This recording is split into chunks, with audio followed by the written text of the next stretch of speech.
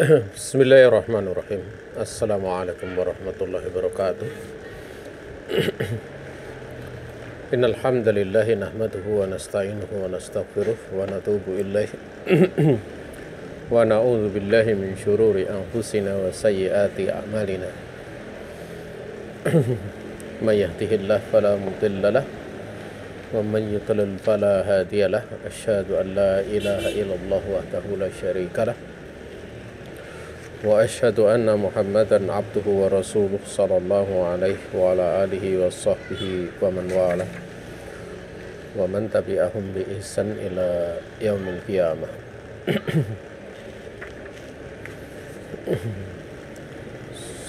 Saudaraku kaum muslimin yang dirahmati Allah Subhanahu wa taala, di siang ini kita akan melanjutkan bahasan dari kitab Al-Ushulus Sittah,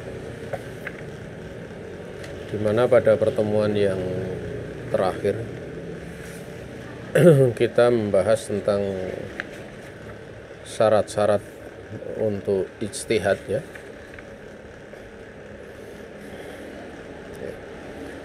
Di mana Syekh Muhammad bin Shalih Al-Utsaimin menyebutkan ada 6 syarat di dalam berijtihad.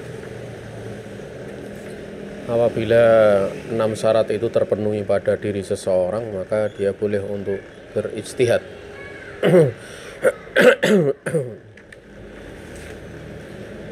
Dan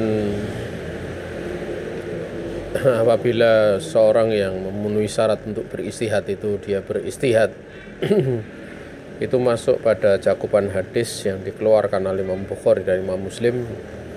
Idza hakamal hakimu fajtahada summa asaba falahu ajroni wa idza hakama fajtahada summa akhta'a falahu ajrun. Apabila seorang hakim dia akan memutuskan sebuah perkara, menghakimi sebuah perkara, kemudian dia berijtihad, ya, bersungguh-sungguh di dalam meneliti hukum yang berkaitan dengan perkara yang dia mau putuskan, kemudian tepat ijtihadnya tersebut, baginya dia mendapatkan 2 pahala. Dan apabila seorang hakim dia akan memutuskan sebuah perkara, kemudian dia bersungguh-sungguh berijtihad di dalamnya dengan meneliti dalil-dalilnya, kemudian dia salah, tapi kemudian dia tersalah dalam keputusannya, dalam menentukan hukum, maka baginya 1 pahala.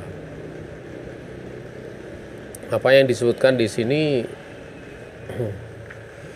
Nabi alaihi salatu wasallam menggunakan lafaz al-hakim, yaitu orang yang memutuskan perkara, dan dimaklumi bahwa hakim itu orang yang mengetahui hukum syariat. Sehingga oleh para ulama diterangkan bahwa pada lafaz al-hakim itu menunjukkan bahwa dia adalah orang yang berilmu, ahlul ijtihad, al-alim, orang yang alim. Ya. Sementara bagi orang yang belum punya ilmu, yang tidak terpenuhi syarat-syaratnya, itu kalau dia berijtihad atau berpendapat, itu pendapatnya ataupun ijtihadnya itu tidak dikatakan ijtihad, karena la yubna ala dalil, tidak dibangun di atas dalil. Ya. Oleh karena itu di dalam sebagian penukilan ada beberapa asar, ya. Barang siapa yang dia menafsirkan Al-Quran dengan pikirannya, man fassarul Quran bi ra'yihi fa asaba fa huwa akhta', ya, atau fa akhta', ya. Barang siapa yang menafsirkan Al-Quran dengan pikirannya, kemudian hasil tafsirannya itu bertepatan dengan makna ayat itu, maka itu pun dia salah. Kenapa salah? Karena pada saat menafsirkan Al-Quran, itu tidak dibangun di atas ilmu, tapi hanya sekedar pendapatnya, ya, sekedar pikirannya, ya.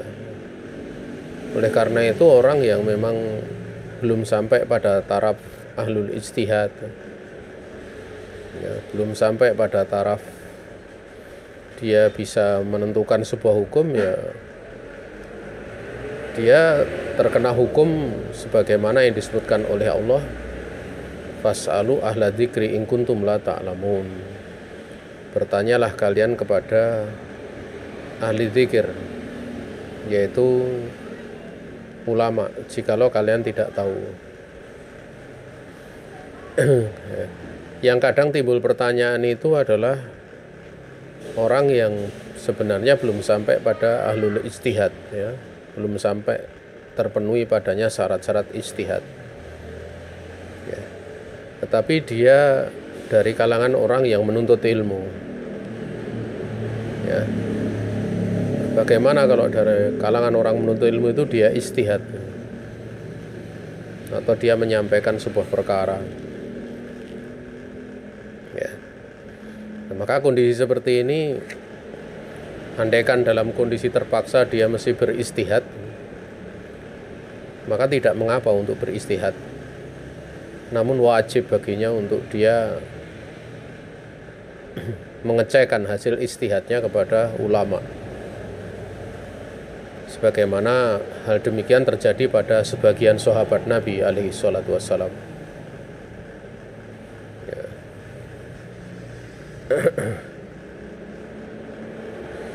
Seperti kisah yang terjadi pada seorang sahabat yang dimana ada seorang sahabiyah, dia hamil, ya. Dia hamil, kemudian pada satu hari itu suaminya meninggal. Dalam sebagian riwayat setelah beberapa malam, atau dalam sebagian riwayat terangkan pada malam harinya itu dia melahirkan. Maka sebagian sahabat, ada seorang laki-laki yang memfatwakan dia mesti iddah selama 4 bulan 10 hari. 4 bulan 10 hari, karena keumuman ayat, ya, tentang iddah orang yang ditinggal mati suaminya.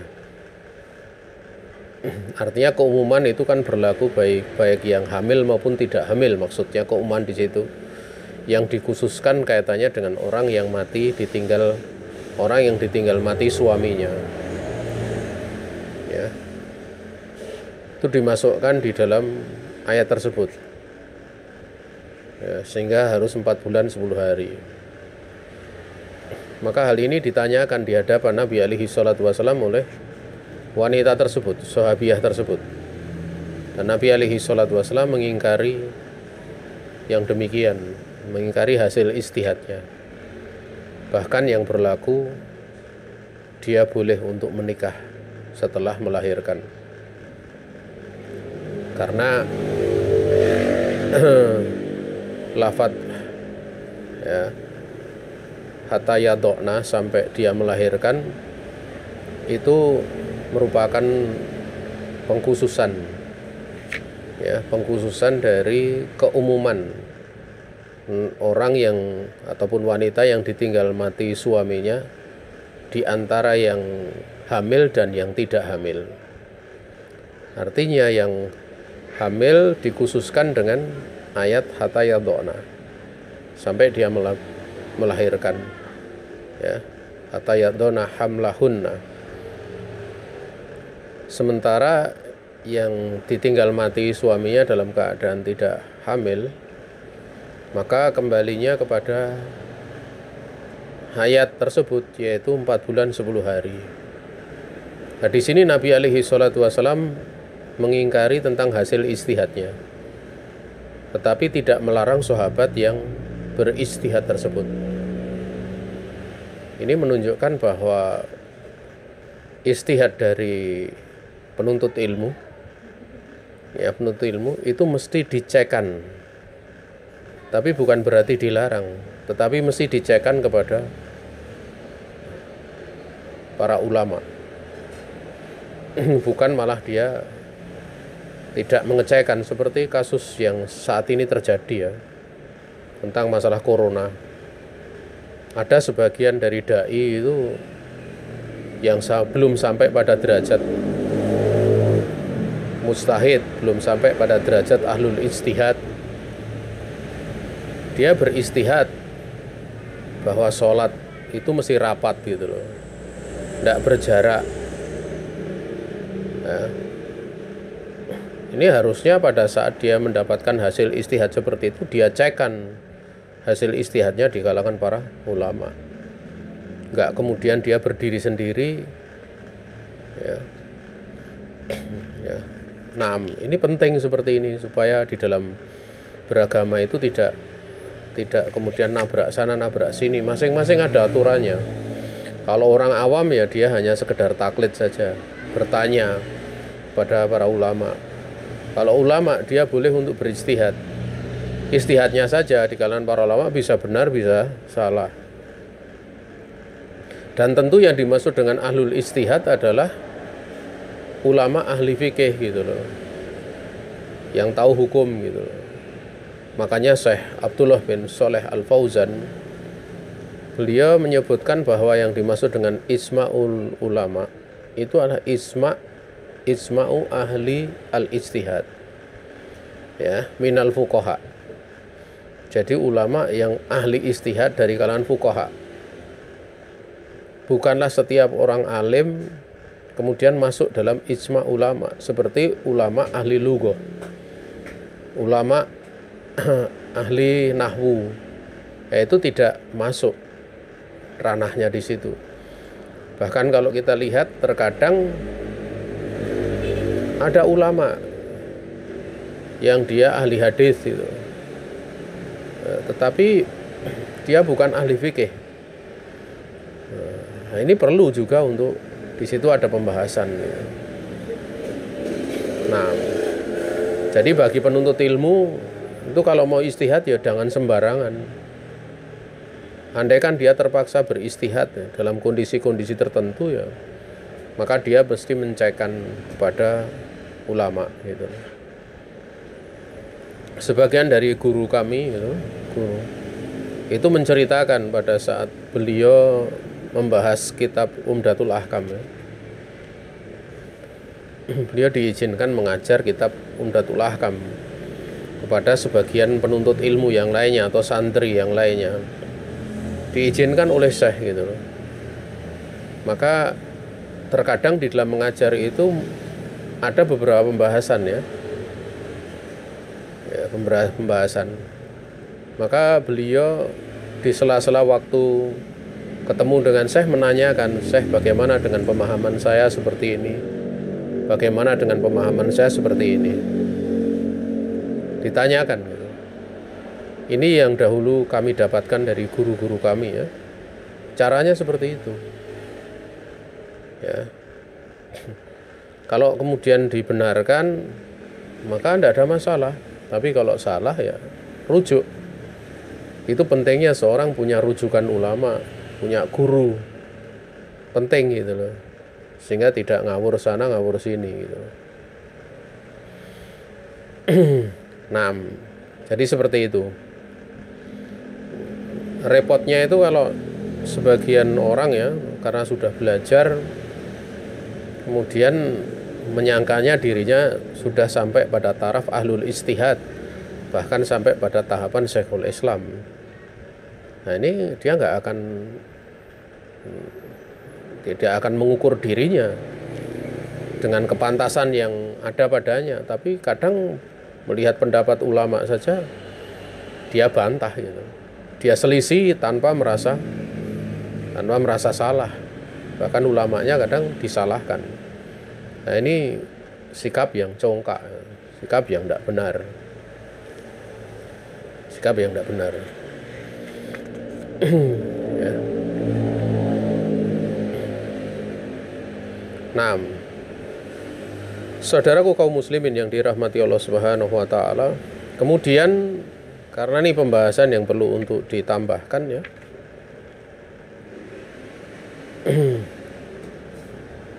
Ya. Pembahasan yang perlu untuk ditambahkan lagi adalah tentang masalah taklid ya. Taklid itu bisa berlaku di dalam dua keadaan.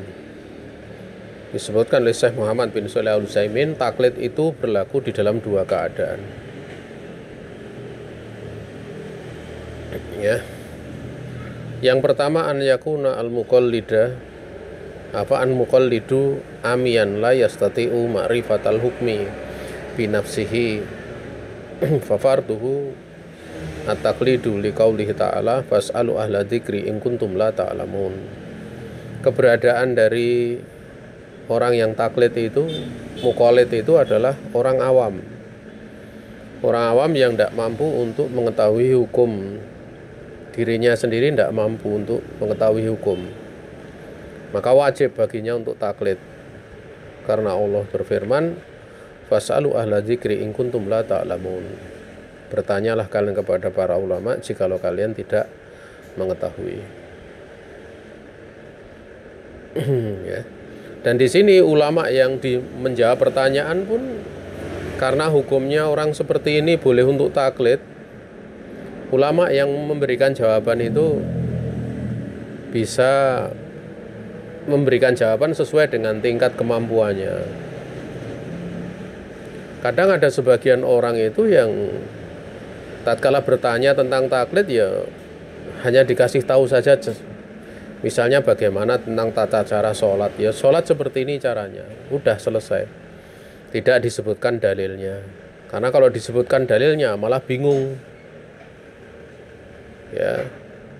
Atau terangkan ini rukunnya, ini wajibnya, ini sunatnya. Kalau kamu ninggalkan ini karena lupa seperti ini, tanpa disebutkan dalil-dalilnya. Kalau disebutkan dalilnya mumet gitu loh.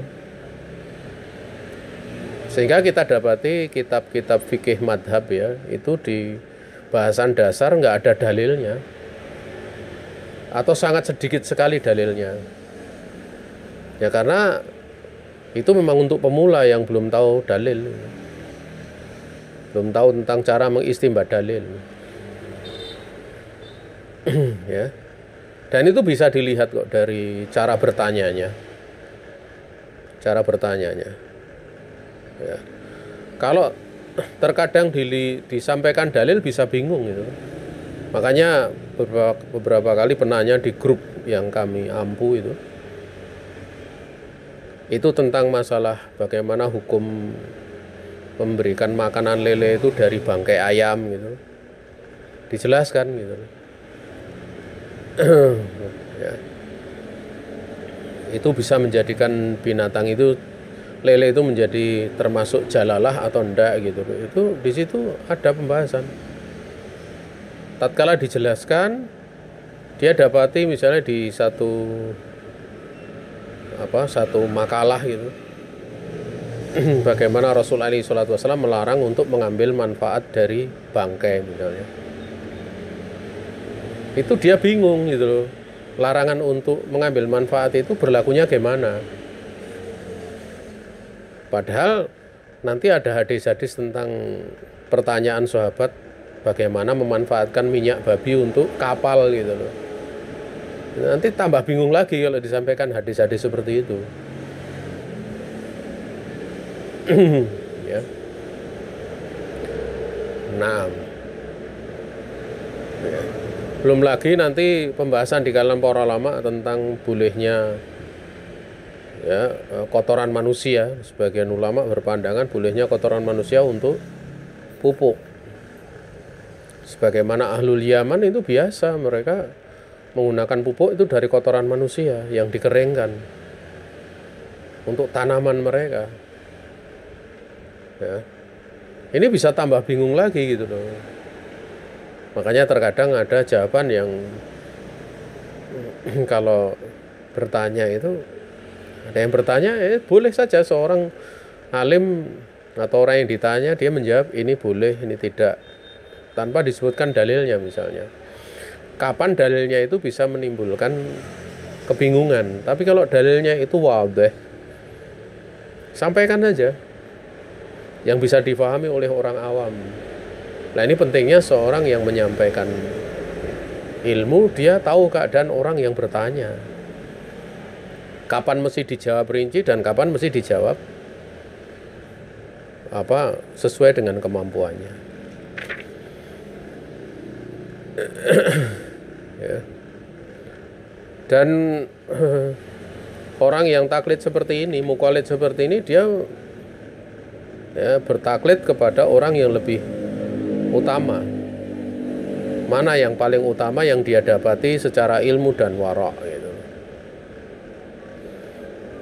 Kalau dia bisa mengenal ulama yang banyak misalnya, ulama ahli fikih ini, ulama ahli hadis ini, ulama ahli tafsir ini, ya tinggal dia milih saja.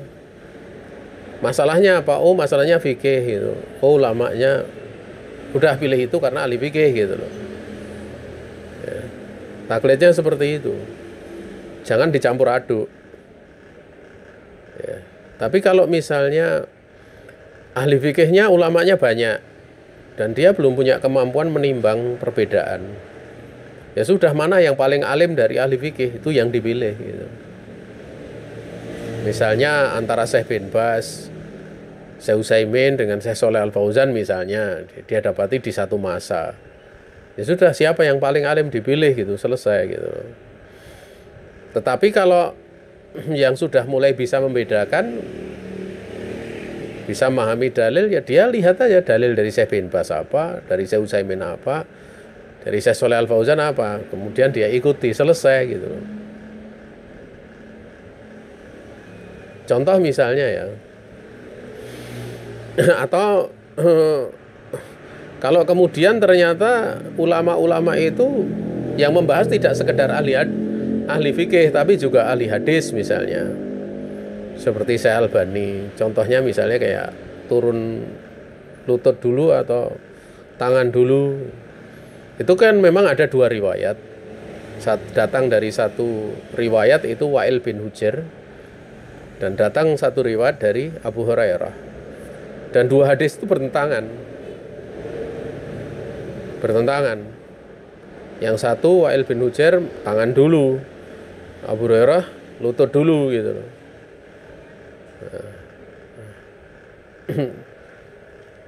Nah, sebagian ahli hadis mengatakan sahih yang hadis tangan dulu tatkala mau sujud. Sebagian mengatakan hadis itu sahih yang Abu Hurairah, yang lutut dulu bukan tangan dulu. Sebagian mengatakan itu lafadznya terbalik gitu loh. Sebagian mengatakan dhaif semua gitu loh. Lah ini ranah-ranah ahlul hadis gitu. Ranah ahlul hadis. Nah, kalau ahli fikih biasanya tinjauannya tidak sekedar matan. Nah, tidak sekedar riwayatnya, tapi matanya itu tentang tasabuh dengan turunnya unta itu yang dimaksud apa gitu. Apakah yang dimaksud tangan itu adalah kaki depan dan kaki itu adalah kaki belakang unta, ya. Sehingga dari situ, karena ada perbedaan pendapat masalah ini pula di kalangan di fikih, ya terjadi perbedaan gitu loh. Perbedaan. Nah, ini bisa diketahui dengan rincian gitu. Dan kita tidak perlu untuk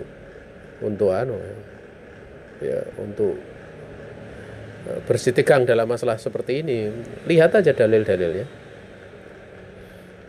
Bahkan yang mengatakan kedua hadis itu dhaif, ya bebas. Mau turun mana saja boleh gitu.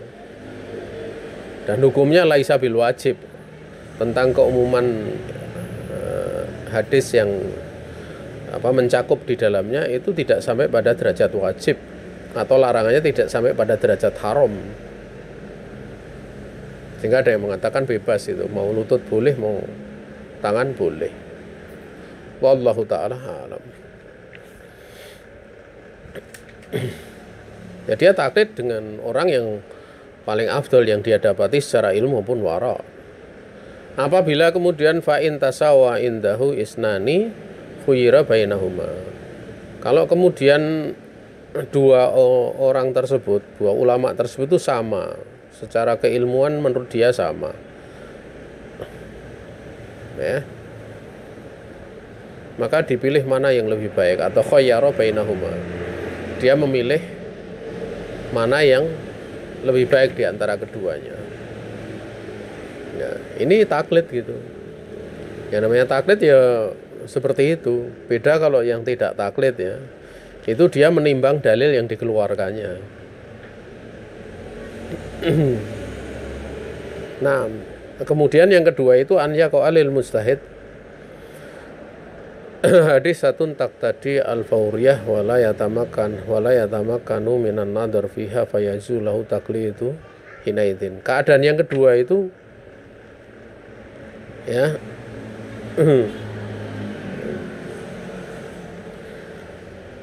terjadi sebuah kejadian bagi orang yang beristihad lil mustahid, untuk beristihad.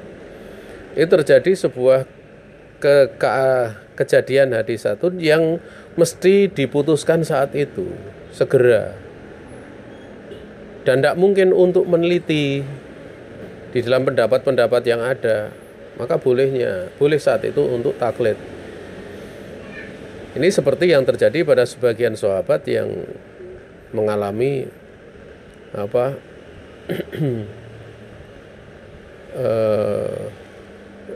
junub dalam keadaan tidak ada air. Ya, beliau tidak tahu ada tayamum, tidak tahu. Ya, beliau guling-guling di tanah. Kalau nunggu ketemu ulamanya, alimnya, ya waktu sholat sudah berlalu. Atau memberatkan, misalnya dia dari satu tempat balik ke Madinah, itu repot ketemu dengan Nabi, ini gimana? Itu akan menjadi repot. Maka dia langsung istihad di saat itu. Ya. Namun kondisi istihad di saat itu perlu dipertimbangkan ya. Kalau istihad itu untuk dirinya sendiri. Kalau untuk orang lain ya jangan memaksa. Kalau tidak mampu ya jangan memaksa. Orang yang tidak punya kemampuan, dia lihat orang lain seperti itu jangan coba-coba kemudian dia mengatakan oh demikian gitu loh. Kenapa? Man afta bi ghairi ilm fa ismuhu ala man yufti. Barang siapa berfatwa tanpa ilmu, dosanya untuk dia yang berfatwa. Sehingga hendaknya dia diam. Karena tidak mampu ya sudah, nanti biar yang mengalami itu dia istihad sendiri. Kalau yang mengalami itu dia istihad sendiri, kemudian terjadi kesalahan, tidak ada masalah, dimaafkan. Makanya ada sekelompok pasukan kecil waktu itu salah satu anggotanya itu kena batu sampai kepalanya keluar darah, kena junub. Kemudian dia ragu apakah mandi atau tayamum. Tetapi teman-temannya mengatakan mandi saja gitu loh. Ya, padahal dia nggak tahu ilmunya, tapi langsung istihad, harus mandi. Padahal andaikan itu mandinya itu karena istihad dia sendiri pun tidak ada masalah. Tapi karena istihad orang lain, tatkala dia mandi dan meninggal, disampaikan di hadapan Nabi, ya Nabi mencela dengan cercaan keras. Qatalahumullah, mereka telah membunuh dia dan mudah-mudahan Allah membunuh mereka. Berarti kan ini urusannya nggak main-main gitu loh. Ya. Makanya tatkala Amr bin As radhiyallahu ta'ala anhu, beliau di dalam sebuah peperangan ya, atau di dalam sebuah safar, beliau mengalami malam yang sangat dingin. Kemudian beliau ini istihad sendiri, padahal di situ ada Rasulullah gitu. Beliau sholat subuh dalam keadaan tayamum gitu loh. Tayamum. Ya. Tidak mandi karena sangat dingin. Kemudian Nabi bertanya kepada dia, alasannya kenapa kok tidak mandi? Berarti kan di sini yang ditanya oleh Nabi adalah bagaimana proses Amr bin As beristihad kan gitu. Dan istihadnya dibenarkan oleh Nabi. Kemudian dia menyebutkan satu ayat ya sebagai alasan istihad beliau, dan kemudian Nabi pun tertawa atau tersenyum ya. Ini menunjukkan Nabi mensepakati istihadnya Amr bin As radhiyallahu ta'ala. Itu menunjukkan alimnya beliau gitu loh. Ya, jadi penting istihad itu mesti diketahui istimbatnya itu dari mana. Makanya di dalam cara mengistimbat sebuah dalil ya, itu mesti hasil istihad itu mustanad, sifatnya tersandarkan. Mustanadun min kitabillah au min sunnati Rasulillah alaihi salatu wassalam. Mesti ada penunjukannya. Ada penyandarannya dari kitabnya Allah, dari sunnah Rasulnya. Ima penunjukannya itu secara khusus, wa ima penunjukannya secara umum. Ima penunjukannya itu sifatnya muhtamal, berkemungkinan, ataupun penunjukannya secara kepastian gitu loh. Karena muhtamal kemungkinan maknanya ini dan kemungkinan itu. Nah, berarti kalau kemungkinan ini, kemungkinan itu, berarti masuk di dalam ranah keumumannya kan gitu. Lebih-lebih kalau nasnya memang menyebutkan secara langsung, berarti penyandarannya secara khusus. Ima penyandarannya secara mutlak ataupun penyandarannya secara muqayyad, itu ada gitu loh. Ya. Nah, untuk seperti itu seorang dia bisa mempelajari usul fikih ya. Dan orang yang mesti beristihad saat itu tidak mungkin untuk meneliti, tidak mungkin untuk nador, tidak mungkin untuk meneliti. Maka ketika itu dia bisa bertanya. Sehingga di sini jelas ya, ada dua keadaan. Dan taklid itu ada dua macam, ada yang umum dan ada yang khusus. Kenapa ini dibahas ya? Orang tidak paham seperti ini, itu mesti akan ngawur di dalam taklid itu. Pokoknya omongan kiai wis percaya. Kadang seperti itu. Kiainya itu ahlul istihad atau enggak tahu. Bahkan ustadznya itu ahlul istihad atau enggak tahu gitu loh. Kadang itu lucu alasannya, itu kadang itu bukan dari orang awam ya, tapi yang nisbatkan kepada kajian sunnah itu kadang ada yang mengatakan ustadz itu adalah ustadz awalun di Indonesia, dia adalah kibarnya, sehingga pantas untuk diikuti dalam masalah itu. Dia tokohnya. Ya sekarang masalah yang diikuti itu dalam hal apa gitu. Oh dalam fikih misalnya. Ya tanya saja dia ahli fikih atau bukan. Dia dulu dikenal belajar fikih atau bukan gitu loh. Perlu diketahui. Dan andaikan dia menyampaikan ada sandarannya enggak dari pendapat ahlul istihad, ulama. Kalau enggak ya untuk apa kemudian diambil kan gitu.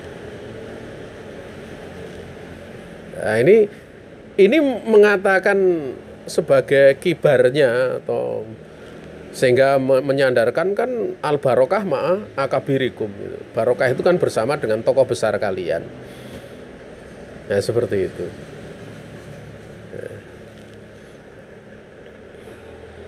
Ya.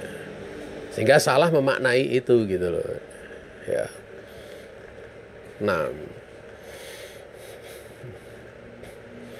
Kemudian al-am itu yang umum itu an yaltazima madhaban muayyanan ya'khudu bi rukhsihi wa azaimihi fi jami'i umuri dinihi.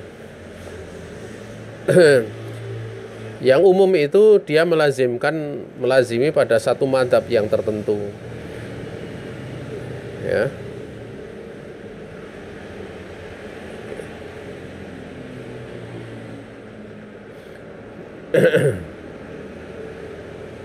Dia mengambil dengan kerelaan hatinya dan ketetapannya dalam seluruh perkara agama. Jadi misalkan udah madhabnya Syafi'i, madhabnya Hambali. Nah ini tentang masalah yang demikian ini para ulama silang pendapat ya. Sebagian ada yang apa istilahnya menyebutkan wajibnya hal demikian dengan madhab tertentu karena apa? Karena terhalangi istihad untuk orang belakangan. Karena istihadnya sudah ada zaman dulu misalnya kayak gitu. Alul istihad zaman dulu udah ada gitu. Sebagian dari mereka mengatakan haram kalau seperti ini. Karena di sini ada bentuk penlaziman mutlak gitu, keharusan secara mutlak tanpa dibatasi. Kelaziman secara mutlak di dalam mengikuti selain Nabi. Ya.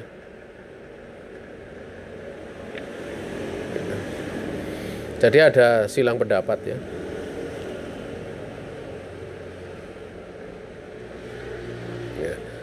Namun Syekhul Islam menjelaskan bahwa wajibnya untuk mentaati selain Nabi pada setiap perkara dan setiap larangannya ya, itu hanya berlaku pada khilaful ijma gitu loh.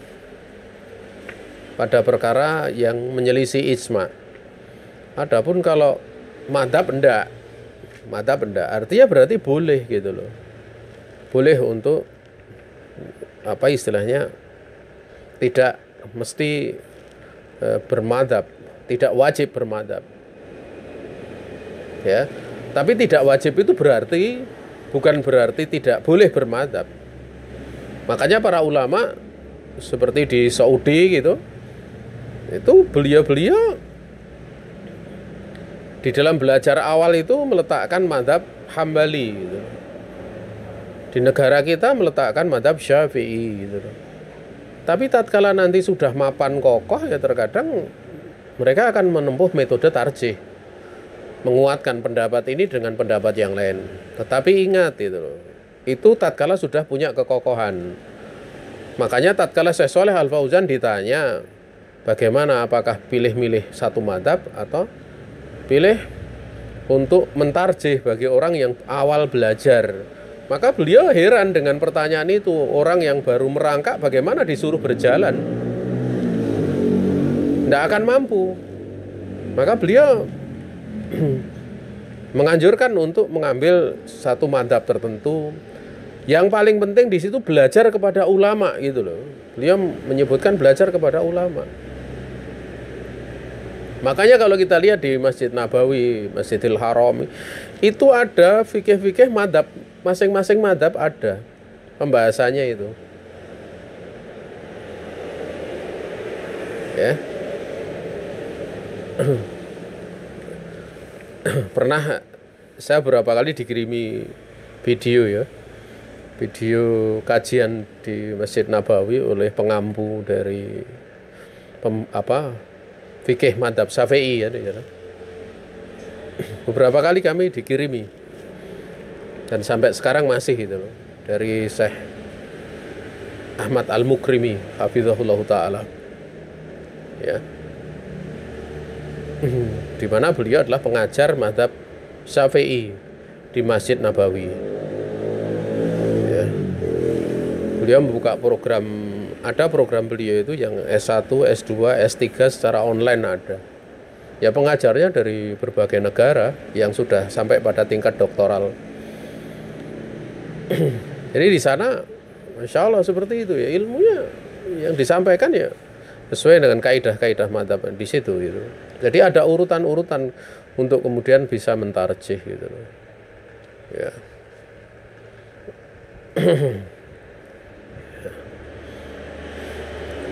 Seperti pula Syekh Mukbil ya, Syekh Mukbil itu pada beberapa muridnya, diantaranya adalah yang diceritakan oleh sebagian guru kami, itu beliau menganjurkan untuk mempelajari kitab punyanya Ibnu Hazm yaitu Al-Muhalla gitu. Karena awal dari ahlu sunnah itu ahlu dohir gitu. Ya, bukan awal, anna asla ahli sunnah dohiri. Itu nasihat yang dulu disampaikan sampai pada kami seperti itu, bahwa asal dari ahli sunnah itu dohiri. Makanya sebagian guru kami itu menganjurkan untuk membaca kitab Al-Muhalla punyanya Ibnu Hazm. Ya. Ya kadang seperti itu, ada ulama yang lebih cenderung ke sana, lebih cenderung ke sini, adalah hal yang maklum gitu loh. Tapi yang lainnya tatkala belajar kepada para imam kita di Saudi ya menganjurkan untuk belajar kitab-kitab ya mazhab Hambali diajarkan, mazhab Syafi'i diajarkan dengan menempuh metode pelajaran madhabi dan fikih hadis gitu. Karena dengan digabungkan antara fikih madhabi dengan fikih hadis itu nanti akan sinkron gitu loh. Bagaimana bangunan madhab tersebut, kesimpulannya itu bisa diketahui dalil-dalilnya. Makanya kalau ada orang yang belajar misalnya fikih madhab Syafi'i, misalnya kayak Matan Abi Suja, ya, kemudian dia belajar Bulughul Maram gitu, itu akan nampak cerah gitu, terang sekali. Ya. Atau kalau madhab Hambali misalnya Akhsarul Mukhtasarat. Kemudian dia mempelajari Umdatul Ahkam yang kubro maupun sugro. Yang sugro itu yang hanya dikeluarkan oleh Imam Bukhari dan Imam Muslim. Ya, kalau kubro itu Ashabus Sunan dimasukkan. Ya. Kalau sudah kemudian madhab itu semua dipelajari, ya dia langsung masuk pada kitab induk, bisa Sunan Abi Daud, Sunan Tirmidzi, Sunan Nasai, ya Ibnu Majah yang menjadi sumber di dalam pengambilan hukum fikih gitu. Ya karena 4 kitab itu memang dibabkan menurut fikihnya. Kalau Sahih Bukhari dan Sahih Muslim itu dari sisi derajatnya gitu. Namun sebenarnya Sahih Muslim itu di situ ada bab-bab fikihnya secara berurutan. Makanya setelah berlalu Imam Muslim, muncullah Imam Nawawi yang menentukan bab-babnya di dalam Sahih Muslim itu menunjukkan bahwa Sahih Imam Muslim walaupun tidak menuliskan babnya, itu beliau faqih di dalam masalah fikih. Makanya bagi penuntut ilmu sering dianjurkan belajar Sahih Muslim dulu dibandingkan Sahih Bukhari itu. Karena babnya yang sistematik gitu loh. Nah, dahulu kalau kami di pondok ya belajarnya tidak Sahih Bukhari tapi Sahih Muslim. Ya. Terakhir kita pelajaran Kitabul Haji pada bagian akhir menjelang Kitabul Buyu.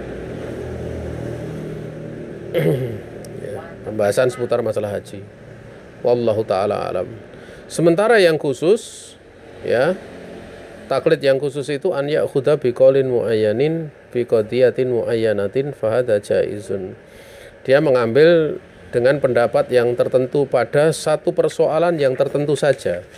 Jadi tidak seluruh madhab, tidak seluruh pembahasan madhab diambil, hanya satu persoalan saja. Ya, satu persoalan. Maka ini boleh. Apabila memang dia nggak mampu untuk memahami mana yang benar dalam satu perkara. Ya. Sama saja kelemahannya itu memang ya ajaza azan hakikian ataupun istata'a dzalika ma'al masyaqqah al-azimah. Sama saja memang hakikatnya dia nggak mampu atau sebenarnya dia mampu tetapi ada masyaqqah untuk menelitinya. Makanya kita sering dapat di antara para ulama itu nukil ulama lain. Ya, padahal andaikan dia meneliti itu beliau mampu gitu loh. Namun dikarenakan waktu itu ditanya, sehingga dia kalau meneliti nanti butuh waktu. Maka dia menyampaikan dengan mengambil satu persoalan tertentu, dia menukil Imam Syafi'i, pendapat Imam Syafi'i, pendapat Imam Ahmad, atau bahkan pendapat ulama satu zaman. Misalnya Syekh Utsaimin menukil Syekh bin Baz, walaupun jarang ya. Syekh Utsaimin menukil Syekh bin Baz itu jarang sekali. Biasanya kalau yang menukil Syekh bin Baz itu ulama-ulama seperti seperti Syekh Said bin Wahab Al-Qahtani, kadang beliau menukil ya. Dan tapi kalau Syekh Utsaimin sering beliau punya pandangan sendiri. Dulu waktu Syekh bin Baz mengharamkan arisan, Syekh Utsaimin membolehkan. Dan pada waktu terjadi munakosah diskusi, Syekh bin Baz menerima. Memang itu tingkatan ilmunya Syekh Utsaimin itu memang luar biasa ya. Sehingga sebagian sampai seperti Syekh Sulaiman Ar-Ruhaili hafizahullah ta'ala, saya mengatakan dia Syekhul Islam gitu. Artinya Syekh Utsaimin itu Syekhul Islam karena ilmunya dari berbagai cabang ilmu gitu. Ya, tapi itu menurut pendapat beliau hafizahullah ta'ala. Saudaraku kaum muslimin yang dirahmati Allah Subhanahu wa taala, rincian seperti ini ya perlu untuk kalian ketahui ya, dan disampaikan di sini ya, karena memahami tentang perkara yang terakhir ini, al-aslul sadis ini, kita kalau tahu rinciannya jadi tahu gambaran kenapa kok banyak terjadi kesalahan di kalangan kaum muslimin. Demikian pula orang-orang yang menisbatkan kepada ilmu ya, sehingga kan ya sampaikan saja secara detail gitu loh, secara detail. Kalau tidak nyampaikan secara detail ya kadang dengan diikuti satu pendapat kemudian dimutlakan yang lain salah, itu kan repot itu loh. Kenapa dulu di dalam taklim guru yang dulu ya, mudarisah itu kadang sengaja saya sampaikan fatwa ulama tentang hukum pakaian tidak berwarna hitam. Kenapa? Karena ada sebagian dari teman-teman kita itu yang gulu berlebih-lebihan, dimana mengingkari pakaian selain warna hitam ya, itu repot kalau seperti itu. Dan sengaja kami kadang sampaikan fatwa yang kadang sangat ekstrim. Artinya kalau pakaian warna putih, kan demikian pernah ditanyakan, wanita loh, pernah ditanyakan di hadapan Syekh Utsaimin seperti itu ya. Yang gulu ini bahkan sampai pada tahapan pakai hem saja itu hukumnya haram. Sampai pernah ada yang ketemu dengan kami karena dia pakai baju hem itu, dia cerita dulu saya dan teman-teman saya itu melihat misalnya pakai pakaian hem itu kita salah loh, melakukan kesalahan loh, seperti itu ya. Ini kan ijtihad ya, sifatnya ijtihad, pakaian hem itu kan ijtihad. Nah ini dia ijtihad, itu dia mengambil dari seorang ustadz ya, mengatakan asalnya tasabuh. Ini kan ijtihad, mengatakan tasabuh dan tidak pada sebuah perkara itu kan mesti ada tinjauan ijtihadnya. Artinya kalau ijtihad dia kan harus dicekkan ke ulama, nggak sembarangan gitu. Sekarang siapa ulama yang mengatakan demikian? Man salafukum fi hadhil mas'alah. Siapa pendahulu kamu dalam urusan ini gitu. Sehingga pernah suatu saat saya bercanda gitu, ketemu seperti itu bercanda gitu, karena dia menekankan pakaian seperti itu kan. Ya saya dengan santainya saya mengatakan pada waktu Syekh Khalid Ad-Dufairi hafizahullah ta'ala datang ke Indonesia, beliau diajak futsal dan semua yang ikut di situ kan ada yang pakai jubah, ada yang pakai gamis selutut, ada yang pakai sirwal, beliau pakai training. Bagaimana kalian menghukumi beliau? Tidak bisa jawab itu, cuma diam aja. itu pun tidak bisa menjadikan pikirannya berubah, hanya diam saja. Kenapa? Karena ya hal seperti itu mesti dipahami dari bangunan usulnya, bangunan qawaidnya, qaidah fikihnya dan yang lain sebagainya. Akhirnya cuma diam. Ya. Dan ini kisah beliau futsal dengan training itu, saya ketemu dengan ikhwan yang memang ikut di situ, ngantarkan Syekh sendiri melihat dengan mata kepala sendiri, dan dia yang banyak mendampingi Syekh di dalam berbagai keadaan karena memang dia ditugasi masalah itu. Ya, coba gitu. Tapi kalau yang lainnya renang saja pakai jubah gitu, pakai sarung, kalau enggak pakai kaos, atau pokoknya harus pakai sarung. Nah ini sebenarnya ijtihad seperti itu kan harus dikembalikan gitu. Karena dia bukan ahlul ijtihad kan, ini kembalikan, tanya kepada ulama, apakah seperti itu cara penerapannya, apa hukumnya seperti itu. Karena konsekuensinya sampai menghukumi orang lain gitu loh, nyalahkan orang lain gitu. Kalau dia nggak nyalahkan, dia pakai sendiri, ya monggo gitu loh, silahkan. Toh itu hasil ijtihad dia sendiri, tapi masalahnya diilzamkan sama orang lain. Diilzamkan kemudian dianggap itu sebagai perkara yang menyangkut bagus dan tidaknya agama seseorang. Bahkan sampai dianggap itu sebagai manhaj.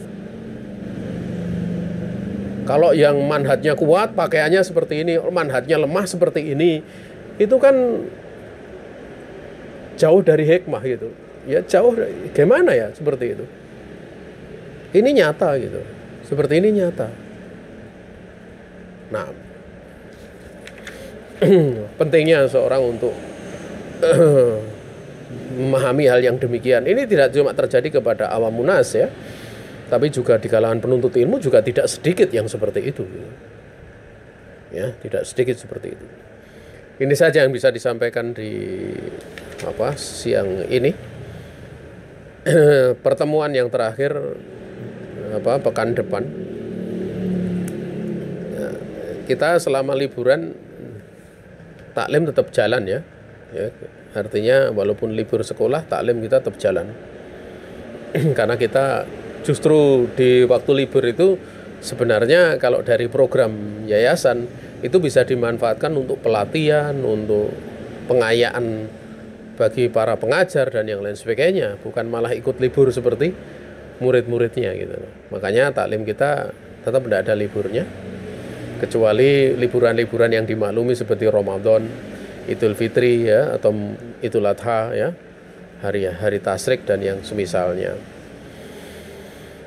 Setelah selesai kitab Al-Ushulus Sittah ini, kita menginjak pada pembahasan yang selanjutnya ya. Kita membahas kitab Ushulus Salasah, tetapi dengan diringkas. Mungkin saya akan memakai sarohnya Syekh Ahmad Yahya An-Najmi rahimahullah ta'ala ya, yang lebih ringkas ya. Akhirul kalam, wassalamualaikum warahmatullahi wabarakatuh.